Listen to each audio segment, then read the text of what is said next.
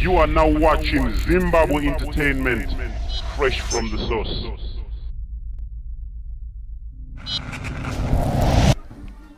Yes, ndimo fela. Yeah, surprise.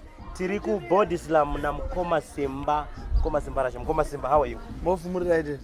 Ndiri nani ndakutsika ipano pa Bodyslam Studios. Ndati ndimbosvika pa studio penyu ndimboona kuti munoshanda sei. Ari sei maworks? Amaworks ari bo tiri kuno kwaifirizi kwedu kwati kutandara na PTK na Mukwa. Yes, right. In terms of recording, Maketo youth, right. Vari kuuya here vapana kuzorecorda pana? Talent rizere mumarokesheni tikuita zvese zvatinokwanisa kuti tikwanise kuburitsa talent zirimo mudzimba rakazara. Yeah, right. So in terms of exclusive material from Bodyslam, what can we expect from Bodyslam Studios to come out? Because Dimika makati bigi rakachi chuni cheche rhythm cheche chinonzi Bodyslam chakanetsa uyezve nanhasi chiri kunetsa, right? What can we expect from Bodyslam right now? At the moment we are working on my albums. My artists akawanda, they are working on my albums. Album amuchawana anobva kuno akati wande marhythms takambomira. Tine rimwe edu 100 riripo Body Shine rakapera but pane zvekugadziswa tibude. That is a book. Right, ndimi makabika mamwe machuni emfanano nzikila ti pane album rikupisa. Unokwanisa kuti udza kuti akaproducer machuni aya kuBodyslam ari kunetsa akila ti ndiyani. Album rakila ti rakarekodwa neBodyslam neKenako Records. Kuno kuBodyslam akaproducer na PTK na Mukwa vachibatsana vari. That's why it's a success because maoko akashandika. It was maximum effort. That's why that album is a success. And the effort yakaiswa mu marketing. We praise the Lord kuti zvakafamba zvakanaka. Right. Tiri papo rega ndimbokumisa iho. Yochikomana imbotera ndiri kudzoka kwamuri Mukoma Simba. Right. Pana PTK wachona pana akawanda pachikona alongside Seosha ndebe. Zviri seimo. Ndiri musha right. PTK ndebe zviri semgoma. Anzi na PTK tichabudira ku UK. Wango weriko ka ku UK. Right. How did you find UK? My kids. Yeah. Did you enjoy the tour working with the Reggae Fire, Colors, Terminator, Bev?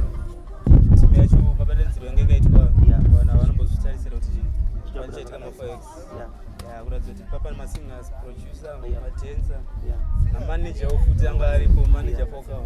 Saka team yacho mabalanisi yangaita. Zvakaratidza Papa singer na So let's go back to the album Rakila T. How was it like working at Kila T? Kila T mungomziya. Yeah. Munhu asinganetsani nevanhu. Ende kana uchimugadzira basa kozvinakidzwa nezviitika. Saka producer na artist vawirirana. Kudawo nechinhu chakanaka. Saka takabatana na Kila T takafara nealbum. Ndavharisa.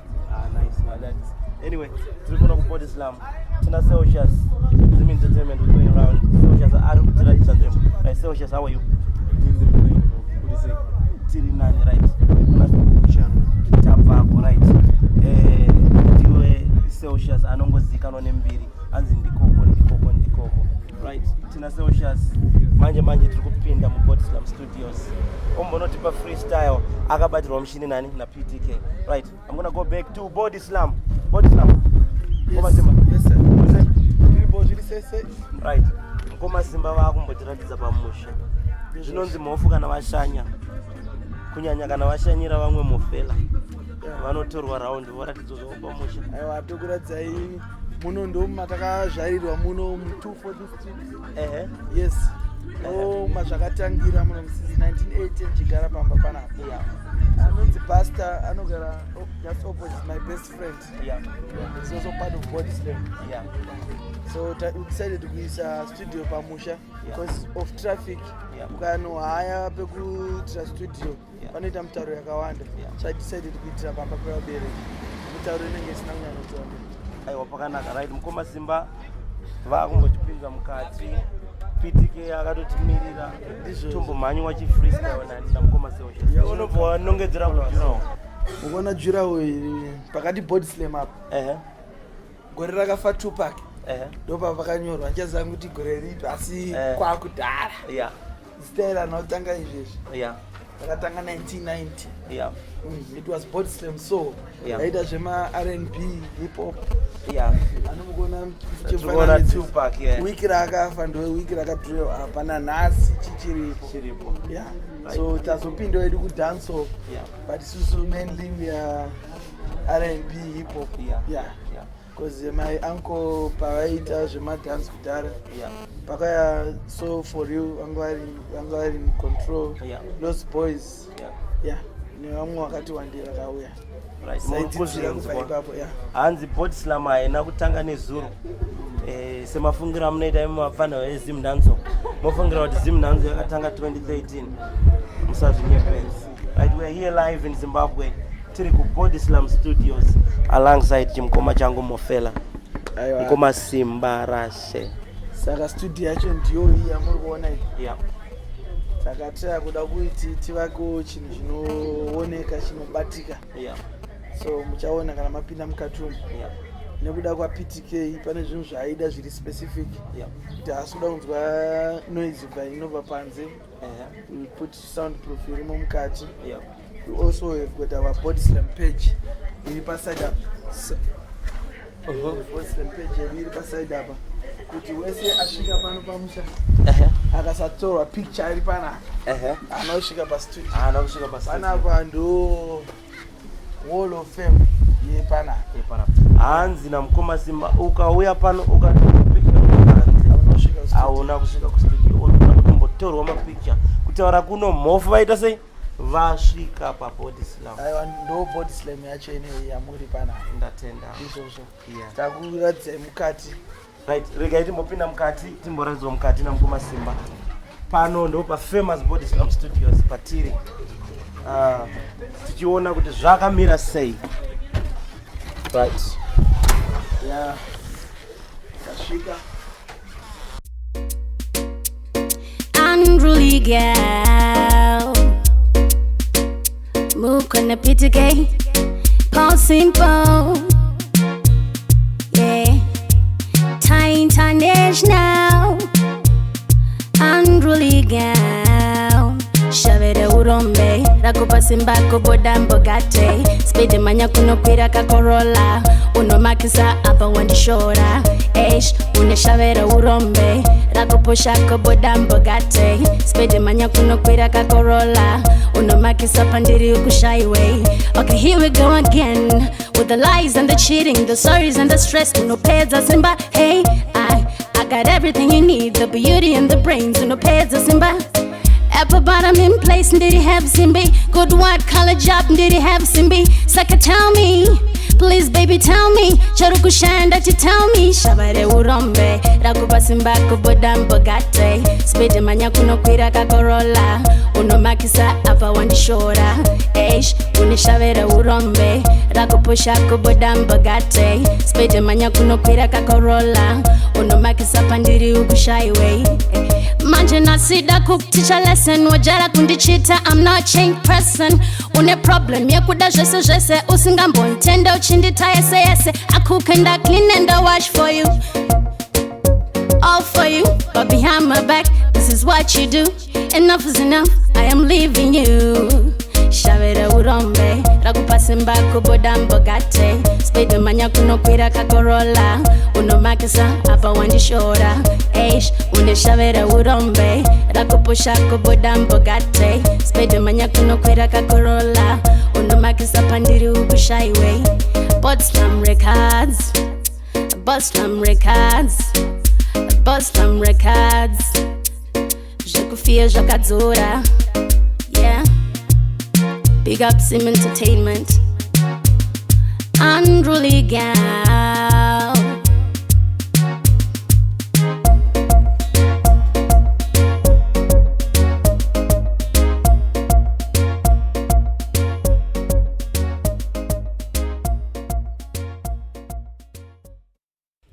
Yeah, tamo manje mu recording studio. Right, mukoma Simba. Muri kwanza kuti tsananguriro here patiri panapo. Yeah, NFTAMO booth, yeah, Bodyslam. We are proudly Zimbabwean, as you can see. We've got our our flag in the studio. Yeah. Here, this other side, kune Econ munomboti pisei maartist anda umbotonorera achinyora manotes avo. There's BS here representing Bodyslam. This is our main page. There you can see Bodyslam unplugged. And that other side as well is got Bodyslam print. And we've got our screen here. Communication here, producer and artist here. Everything is very up to standard. So we try to get to guys. Our walls, they've got soundproof. So atina noise nova panse. So everything you capture as it is for clarity. Right. Even makamboita tempted one day kuti right inini nhasi ndakuda kumbochimhanya ndimbopinda panyanga. Have you ever been tempted to maybe write your own song and write on the rhythm? So many times. In fact, I've got 2 songs I recorded. I can even ask PTK to play one of the songs which I recorded. Rega timbonzwa. And murikuona, never judge a book by its cover. Surprise. Hanzi, Simbarashe Chakare ane tune rake. Pakaipa. I recorded this song. There was this DJ, my friend from UK, Selector Godson. On the day he was there when I recorded this song. Alright, rega itins we chingoma ichi. Chingoma chamdara. Timbonzwa chakaita sei. We've got the same set. Sezvairi. Tiri kuda kuita something. Tida kubudisa maproducer manyowani. Want to donate it to the lucky one. Because set yase yatakatenga is brand new. So yaishanda muno mesi tangwe so aside as it is. Everything, mics, PC, my speaker, my keyboard. Okay. Saka Mukoma Simba. Anzi, we are not just doing, recordings, for the ghetto youths. We are actually giving back to the community. Zvatina zvotiri kupawo vamwe vane potential kuti vaitewo sezvatiri kuita. Varipo vane shungu dzakawanda. Maproducer arimo akazara mumarokesheni. Maartist akazara. So I'm happy to be working with PTK and Mukwa. These guys, they've got talent. And the way they are cooperating is something amazing. My relationship with the 2 producers, we are working as a brother and brother thing. We are trying to be professional at the end of the day. They want to feed their family. I also want to maintain my relationship with my wife at home. So I don't want to stress myself too much. I just give them a free flow of everything. That's how we are working. So to them, they I'm not that tough. This studio, I just built it like just for them. Whatever they are doing in the studio, it's up to them. That's how I'm working with them. They've got a free flow 100%. If I've got some instructions that zitwe my friend in UK, in Australia, and artist wake ada kupushwa, that's when I come in. Ningari kuya, please record that person first, then the rest also record. Because we say anogara area we've got plenty time. 8 o'clock, 9 o'clock we close. Alright, in terms of words of wisdom, kuna ma upcoming producers wavanyowani o nema artists, what did you say to them? Varikuedzao, varikutango. To my producers ariko, I just want to say keep working hard. The sky is the limit. And to the artists out there, varikuimba vakabudira nasina kubudira, let's just be humble. Tomorrow is another day. Let's not be stubborn or what. Tomorrow is another day. We still need each other in the business. Kwaitira promoter Raf anokuitiro Raf mangwana saka hapana kwati tichenda. So our relationships ngadzingoramba dzingori in good books. Right. Right. Inini na Simba aka Mofela. Nasi tiri pa studio, turungoita tiri pa studio. But right, watch out for the next one, Hanzi na mkoma Simba varoda kundiendesa kushop kwavo kwe Bodyslam clothing. So today we're not going to talk about Bodyslam clothing. It's just going to be studio work. Right now we've got 2 artists in the studio. they're gonna give us some freestyle. Mangwana tinenge kustoro tichakuendesa kustoro and a bit of the garage, just because the name Bodyslam is not only per studio. In Bodyslam promotions, we are also promoters of Zimbabwean music. We've got a shop in town, we've got Bodyslam haulage, and a lot of things. We are under that name. Right, and murikuzona mangwana mkoma Simba waruenesa for a tour wenderadza kwese kunonakidza, right? Chikomana Celsius chauya mstudio, right? Stay tuned. A PTK tiri pa Bodyslam dikoko avaskana varipo yellow bone etuto vakabatana zvese zviripo ndichangobva kushow gasinas riripo show sama panoda bhiya riri cold mhepo ichivhuvhuta shiri dzobhururuka totambira kuleki chando chakapfuura ndakasununguka ready for lambumba ndoda kutamba nezvimoko rakarumba. It's okay, everything is alright. Yeah, me own a glass of liquor, vibes in my speaker, smarter. Yeah, me look good in my sneaker. Yo, happy time. Yo, doing by yo. Woyo. Doing by yo. Happy time. Yo, doing by yo. Woyo. Rasta mumusoro, chabiva mumusoro, moa uri kutenderera mumusoro, zvakavharwa zvikoro, saka una vana vechikoro vari kufara vapasa chikoro, zvine sensa kuenda out tospenda masensa, elda pararova pima kana pensa, toda kunanga pakare paya kumunda kana kuleka. It's okay, everything is alright. Yeah, me own a glass of liquor, vibes in my speaker, smarter. Yeah, me look good in my sneaker. Yo, happy time. Yo, doing by yo. Woyo. And doing by yo. Happy time. Yo, doing by yo. Woyo. Skana varipo. Yellow bone, etuto vakabatana zvese zviripo ndichangobva kushow gasinas riripo show sama panoda bhiya riri cold mhepo ichivhuvhuta shiri dzobhururuka totambira kuleki chando chakapfuura ndakasununguka ready for lambumba ndoda kutamba nezvimoko rakarumba. It's okay, everything is alright. Yeah, me own a glass of liquor, vibes in my speaker, smart. Yeah, me look good in my sneaker. Yo, happy time. Yo, doing by yo. Woyo. And doing by yo. Happy time. Yo, doing by yo. Woyo. Anganditsikirira tarenda andimanyitsikwa ndoenda avanodaira pandoimba zvekurova ngoma ndo zvandinoita. Don't watch me, man. Big up on yourself a million times, your Bodyslam.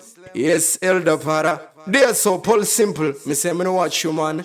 Yeah, Thai International. PTK. Big up on yourself a million times again. When you see me, I say, Warrior Musica. Ikoko, dikoko. You have been watching Zimbabwe Entertainment, fresh from the source.